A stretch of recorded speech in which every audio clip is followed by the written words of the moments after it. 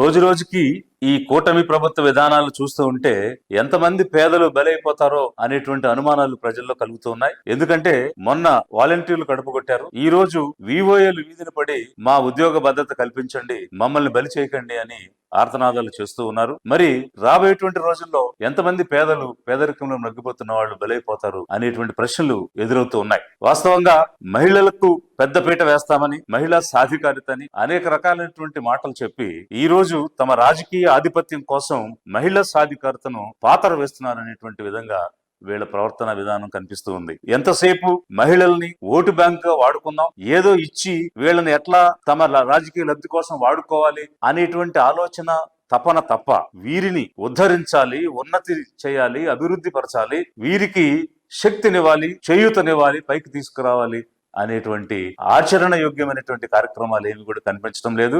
ఏదో record సాధించాము, Guinness book లో ఎక్కాము అని బలవంతంగా వాళ్ళ మీద రుద్ది నడిపించేటువంటి పరిస్థితి మనం చూస్తూ ఉన్నాం. మరి మహిళా సాధికారిత, రాజకీయ ఆధిపత్యమా? ఒకవైపు రాజ్యాంగబద్ధంగా ఎన్నికైనటువంటి పదవుల్లో ఉన్న మహిళలు స్వతంత్రంగా నిర్ణయం చేసే అధికారం ఎలాగూ వారికి దక్కనివ్వడం లేదు. వారి చుట్టూ ఉన్నటువంటి మగవారే వీరి పేరు చెప్పుకుని వారు అధికారం చెలాయించేటువంటి పరిస్థితి మనం చూస్తున్నాం. కనీసం వీళ్ళు ఏర్పాటు చేసుకున్నటువంటి సంఘాలలో ఉన్న స్వయం ప్రతిపత్తిపై రాజకీయ ఆధిపత్యం ఏంటి? వీరు ఎంతవరకు ఓటు బ్యాంకుగా ఉపయోగపడాలే తప్ప స్వతంత్రంగా నిర్ణయం తీసుకుని పనిచేసేటువంటి అవకాశం వారికి ఇవ్వరా? ఆ సంఘాలకు ఒక ఫెసిలిటేటర్స్ గా, యానిమేటర్స్ గా, సహాయకులుగా ఉండి ఎప్పటికప్పుడు వారు చేసేటువంటి లావాదేవీల కోసం హెల్పింగ్ గా ఉన్నటువంటి వివోఏలను రాజకీయ జోక్యంతో అక్కడున్నటువంటి ఎమ్మెల్యేస్ గాని, వారికి సంబంధించిన అనుచరులు గాని తొలగించడం ఏమిటి? వారిని విధుల నుంచి తీసేయటం ఏంటి? వారి పొట్ట కొట్టడం ఏంటి?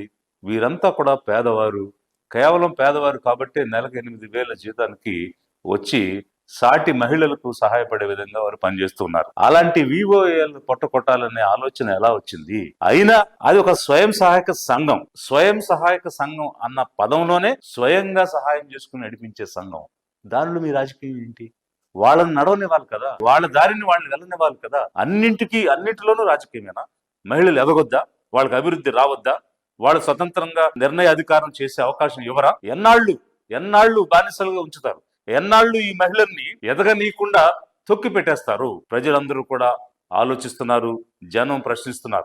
ఎవరు అనేది తెలియాలి అని అంటే అసలు ఈ ఎస్హెచ్జీస్, విమెన్ ఎస్హెచ్జీస్ సంఘాలు ఏమిటి, దాని వ్యవస్థ ఏమిటి అనేటువంటిది తెలిస్తే ఇది మనకు అర్థమవుతుంది. దీనికి సంబంధించి భారత ప్రభుత్వం మనందరికి తెలుసు, పంచవర్ష ప్రణాళికలు అనేటువంటి దాని ద్వారా ఒక అభివృద్ధి కార్యక్రమాలు తీసుకుని వచ్చాయి. మొదట్లో స్వతంత్రం వచ్చిన తర్వాత 5వ పంచవర్ష ప్రణాళిక, 5th 5-year ప్లాన్ 1974 నుంచి 78 మధ్యలో ఉన్నప్పుడు ఒక ఆబ్జెక్టివ్ పెట్టుకుంది, ఒక లక్ష్యాన్ని పెట్టుకుంది. ఏమిటి అని అంటే గరీబీ హటావో, పేదరికాన్ని నిర్మూలించాలి అనేటువంటి నినాదంతో ఈ 5th 5-year ప్లాన్ డ్రాఫ్ట్ చేయడం జరిగింది. ఆ సమయంలో 1975లో పేదరిక నిర్మూలన అన్నది ప్రధాన ధ్యేయం కాబట్టి integrated rural development programme, IRDP అనేటువంటి ఒక ప్రోగ్రామ్ ని, సమగ్ర గ్రామీణ అభివృద్ధి పథకం తీసుకురావడం జరిగింది. తీసుకొని వచ్చిన తర్వాత కొంతకాలం అది అమలైనప్పుడు ఏ విధంగా అమలవుతుంది, మనం అనుకున్న లక్ష్యాన్ని చేరుకోగలుగుతున్నామా లేదా అనేటువంటి ఒక మిడ్ కోర్స్ రివ్యూ అనేటువంటిది భారత ప్రభుత్వం చేయడం జరిగింది. అయితే ఆ సమీక్షలో ఏం కనిపించింది అని అంటే, మనం ఇంత గొప్పగా గరీబీ హటావో, పేదరిక నిర్మూలన అని పెద్ద స్లోగన్ ఇచ్చి దేశవ్యాప్తంగా ఒక కొత్త కార్యక్రమాన్ని తీసుకొచ్చాము, కానీ ఆశించిన ఫలితాలు రాలేదు అన్నది ఆ సమీక్షలో తెలిసింది. అంటే why the desired results could not be achieved అన్న దాని మీద ఒక రీసెర్చ్ చేస్తుంది. మరొక వైపు ఐక్యరాజ్య సమితి, యునైటెడ్ నేషన్స్ డెవలప్మెంట్ ప్రోగ్రామ్ అనేటువంటి దాన్ని UNDP తీసుకుని వచ్చి డెవలపింగ్ కంట్రీస్ పర్టికులర్ గా పోవర్టీ రిడక్షన్ మీద శ్రద్ధ పెట్టాలి, పేదరిక నిర్మూలన జరగాలి, ప్రతి దేశంలో కూడా ప్రపంచ వ్యాప్తంగా ఈ పేదరికం అనేటువంటిది పోవాలి అనేటువంటి అంశాన్ని కూడా ఒకవైపు ఐక్యరాజ్య సమితి దేశ విదేశాల్లో చెప్తూ ఉంది. ఈ సందర్భంలో ఒక్క విషయాన్ని రియలైజేషన్ భారత ప్రభుత్వానికి ఒక కనువిప్పు కలిగింది. ఏమిటా కనువిప్పు అంటే, అంతవరకు మనం పేదరిక నిర్మూలన కోసం చేస్తున్న కార్యక్రమాలన్నీ మెన్ ఓరియంటెడ్ గా ఉన్నాయి. అంటే మగవారిని ఉద్దేశించి మగవాళ్ళనే అందులో ఇన్వాల్వ్ చేస్తూ ఏ పథకం వచ్చినా వారికే ఇస్తూ చేస్తున్నాము.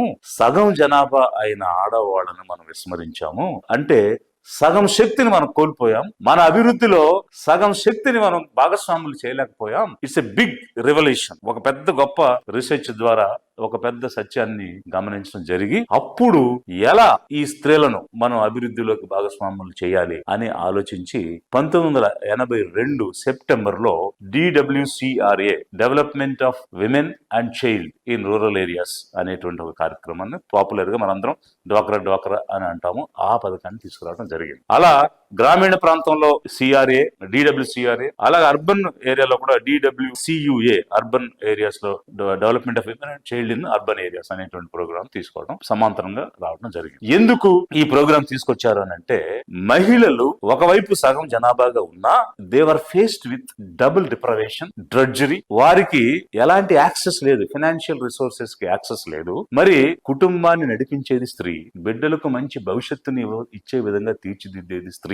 కానీ రూపాయి ఖర్చు పెట్టేటువంటి వెసులుబాటు గాని, నిర్ణయం చేసే అధికారం గాని కుటుంబంలో కూడా లేకుండా ఒక బానిసత్వం, అంటే ఏళ్ల తరబడి బానిసగా బ్రతకడం అనేది ఒకవైపు అయితే, ఎలాంటి వెసులుబాటు లేకుండా, ఎలాంటి నిర్ణయం లేకుండా పూర్తిగా మగవాళ్ళ మీద ఆధారపడి జీవించేటువంటి వస్తువుగా ఉండిపోయింది. ఒక్కసారి పేదల జీవితాల్లోకి తొంగి చూస్తే ఎంత దుర్భరమైనటువంటి పరిస్థితిలో స్త్రీ ఉందనేటువంటిది మనకు కనిపిస్తుంది. అంటే డబుల్ డిప్రవేషన్ గానీ, డ్రడ్జరీ గానీ ఎలా ఉంది అని అంటే, అన్ని చేసేది స్త్రీ, కానీ ఎలాంటి నిర్ణయం చేసే అవకాశం ఆమెకు లేదు. ఉదయం లేచినప్పటి నుంచి స్త్రీ యొక్క జీవితం మనం చూస్తే ఇంటి పని, వంట పని, భర్తతో కలిసి సమానంగా కూలి పని, ఇలా నిద్ర లేచినప్పటి నుంచి పడుకునే వరకు నిర్విరామంగా పనిచేసేటువంటి వ్యక్తి స్త్రీ. కేవలం ఆ 10 గంటల సమయంలో పనికి వెళ్ళి వచ్చేది మగవాడు.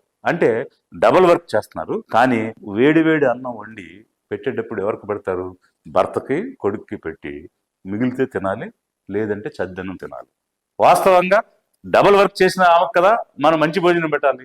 అంటే డిప్రైవేషన్ అనేది ఏ విధంగా ఉందనేది ఒక్కసారి స్త్రీ యొక్క జీవితం, మరీ ముఖ్యంగా పేదల కుటుంబాల్లో ఉన్న స్త్రీ యొక్క జీవితం చూస్తే మనకు అర్థమవుతుంది. ఇదంతా ఒకవైపు అయితే, చాకరీ, డ్రడ్జరీ, ఏ విధంగా ఇల్లు తొడవాలి, అంట్లు దోమాలి, వంట చేయాలి, బొగుడుతో కలిసి కూలి పనికి వెళ్ళాలి, తిరిగి వచ్చి మళ్ళీ పని చేయాలి, ఇలా నిరంతరంగా చాకరీ చేస్తూ ఎలాంటి నిర్ణయ అధికారం లేకుండా మగ్గిపోతున్నటువంటి స్త్రీని అభివృద్ధిలో ఒక సెంటర్ పాయింట్ గా తీసుకొస్తే తప్ప ఈ దేశం అభివృద్ధి చెందదనేటువంటి ఆలోచనకి వచ్చినప్పుడు ఈ పథకం అనేటువంటిది వచ్చింది. ఇక్కడ విమెన్ నీడ్స్ డెవలప్మెంట్ అంటే మహిళకు అభివృద్ధి కావాలి అనే రియలైజేషన్ భారత ప్రభుత్వంలో వచ్చింది. అయితే లిబరేషన్ కాంగ్రెస్ పార్టీగా మేము నమ్మిన సిద్ధాంతం, మేము పాటించే మాట ఏంటంటే, విమెన్ నీడ్స్ డెవలప్మెంట్ కాదు, ఈ దేశం అభివృద్ధి చెందాలంటే, ఈ రాష్ట్రం అభివృద్ధి చెందాలంటే, ఈ సమాజం అభివృద్ధి చెందాలంటే అభివృద్ధికి కావాలి మహిళ, మహిళకు కాదు అభివృద్ధి. మనం అభివృద్ధి చెందాలంటే మనకు తోడుగా కావాలి మహిళ అన్నది లిబరేషన్ కాంగ్రెస్ పార్టీ యొక్క సిద్ధాంతం. కాబట్టి it's not women needs development, it is development needs women. అభివృద్ధికి మహిళ కావాలి, అంటే మహిళను అభివృద్ధి చేస్తేనే మనం అభివృద్ధి చెందుతాం అనేటువంటి సిద్ధాంతంలో మా లిబరేషన్ కాంగ్రెస్ పార్టీ ఉంది. మరి ఇలాంటి సందర్భంలో ఇప్పుడు 1982లో ఈ డ్వాక్రా ప్రోగ్రామ్ అనేది వస్తే, మన ప్రస్తుతం ఉన్నటువంటి ముఖ్యమంత్రి గారు ఏం క్లెయిమ్ చేస్తారంటే, అసలు డ్వాక్రా అనేది నేనే తెచ్చానని చెప్పి, ప్రపంచంలో ఎక్కడ ఏ గొప్ప జరిగినా ఎంత జరిగినా అది నేనే చేశానని చెప్పేటువంటి నైజం వారిది. 400 సంవత్సరాల క్రితం కులీ కుతుబ్ షా స్థాపించినటువంటి హైదరాబాద్ ని నేనే డెవలప్ చేశానని చెప్తారు. సో మైక్రోసాఫ్ట్ పెట్టిన బిల్ గేట్స్ ది కంప్యూటర్లు నేనే తెచ్చానని చెప్తారు. సరే, ఆ విషయాలు పక్కన పెడితే, స్వతంత్ర ఉద్యమాన్ని పాల్గొన్నాను నేనని చెప్పిన వారు డ్వాక్రా తెచ్చాను అని అనడంలో అతిశయోక్తి ఏం లేదు. ఎందుకనంటే 1983లో వచ్చింది తెలుగుదేశం పార్టీ. అంతకు ముందే ఉన్నటువంటి ప్రోగ్రామ్ ఇది. వీరు ముఖ్యమంత్రి అయింది 95లో. సో అప్పటికే 10-12 సంవత్సరాలుగా నడుస్తున్న కార్యక్రమం.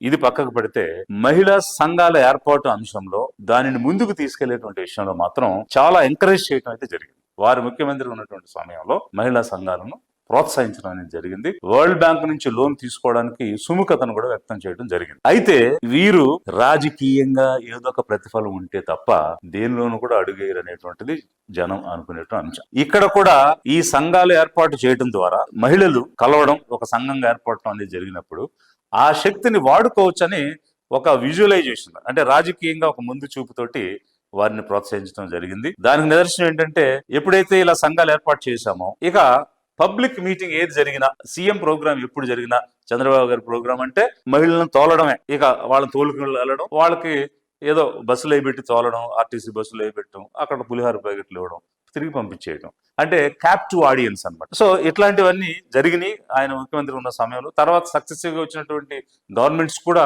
వారికి పెద్దపీట వేయడం జరిగింది. పావలా వడ్డీకి రుణాలు ఇవ్వడం అని, తర్వాత అసలు వడ్డీ లేని రుణాలు ఇవ్వడం అని, ఇట్లాంటివి అనేకమైన కూడా ప్రోత్సాహకాలు అయితే జరిగాయి. కానీ నిజమైనటువంటి అభివృద్ధికి వీరు నాంది పలికారా, నిజమైన అభివృద్ధికి వీరు కట్టుబడి ఉన్నారా అన్నది ఈ రోజు ప్రశ్నార్థకంగా ఉన్నటువంటి అంశం. అంటే ఇప్పుడు మత్స్యకారులు వేటకెళ్తారు, 2 నెలలు వేటకెళ్లే పరిస్థితి ఉండదు ఏప్రిల్ మేలో. సో వేటకు వెళ్ళలేనప్పుడు వారికి జీవనోపాధి గడవదు కాబట్టి వేజ్ కాంపెన్సేషన్ అంటే ఆహార భద్రత కోసం వారికి ఒక చిన్న పథకం అనేది పెట్టి వాళ్ళకి లైవ్లీహుడ్ ఇవ్వడం అనే దాని కింద డబ్బు పంచడం అనేది జరుగుతుంది. అయితే ఇది పంచితే ఆ ఓట్లన్నీ నాకు వస్తాయా రావా, నాకేం ప్రతిఫలం ఉంటుంది అని ఆశించి ప్రతి పథకాన్ని రూపొందించి అలా ఉంటేనే ఇచ్చేది లేకపోతే ఇచ్చేది లేదనేటువంటి అనేక రకమైనటువంటి ఉదాహరణలు ఉన్నాయి. మరి అలాంటి పరిస్థితిలో ఒకవైపు ఎంకరేజ్ చేసి మరొక వైపు వాళ్ళని ఎదగనీయకుండా పూర్తిగా ఇంటర్ఫియర్ అయిపోయి రాజకీయ జోక్యం చేసుకుని ఈ సంస్థను ఎదగనివ్వకపోతే ఇది కేవలం రాజకీయమైనటువంటి కోణం తప్ప ఒక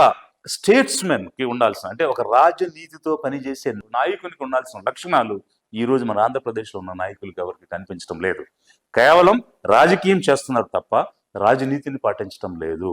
ఎందుకనంటే ఒక స్వయం ప్రతిపత్తి కలిగినటువంటి సంఘాలవి అవి స్వతంత్రంగా నిర్ణయం తీసుకుని వెళ్లే మార్గంలో మనం తోడ్పాటునివ్వాలి తప్ప మన ఆధిపత్యం కోసం దానిలో దూరిపోయి మన నిర్ణయాలు వాళ్ళ నిర్ణయాలుగా రుద్దటం అనేటువంటిది చేయకూడదు. మరి ఇది ఎలా ఏర్పాటైంది, ఈ సంస్థలు ఎలా ఏర్పాటైనాయి అనేటువంటి విషయానికి వచ్చినప్పుడు అప్పుడే వరల్డ్ బ్యాంక్ నుంచి ఒక రుణం తీసుకుని ఆంధ్రప్రదేశ్, ఛత్తీస్గఢ్, రాజస్థాన్, మధ్యప్రదేశ్ ఇట్లాంటి కొన్ని రాష్ట్రాలు ఈ ప్రోగ్రామ్ ని మరింత వృద్ధిలోకి తీసుకెళ్ళడం జరిగింది. ఒకవైపు ఏమో భారత ప్రభుత్వం ఈ డ్వాక్రా సంఘాలను రుణాలు ఇచ్చి వాళ్ళని ఎంకరేజ్ చేయటం, ఆర్బీఐ, నాబార్డు ఇన్వాల్వ్ అయ్యి బ్యాంకుల ద్వారా ఇవ్వడం అనేటువంటిది చేస్తుంటే, మరొక వైపు వరల్డ్ బ్యాంక్ నుంచి లోన్ తీసుకుని కూడా కొన్ని రాష్ట్రాలు ముందుకు వెళ్ళాయి. అలా మన ఆంధ్ర రాష్ట్రం కూడా వీరు ముఖ్యమంత్రిగా ఉన్నప్పుడే వెళ్ళింది. అయితే దానిలో ఒక ప్రాజెక్ట్ ఇంప్లిమెంటేషన్ ప్లాన్ PIP అనేది ఉంది.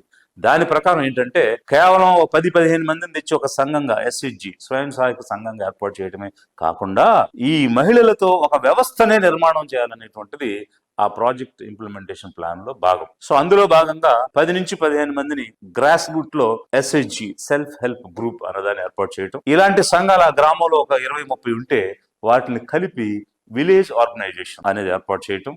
ఇలా గ్రామాల్లో ఉన్న VOలన్నీ కలిపి మండలం స్థాయిలో సమాఖ్యగా, జిల్లా స్థాయిలో జిల్లా సమాఖ్యగా, రాష్ట్ర స్థాయిలో రాష్ట్ర సమాఖ్యగా ఏర్పాటు చేయడం జరిగింది. సో ఇవి జరిగినప్పుడు ఈ సంస్థల్ని మ్యాక్స్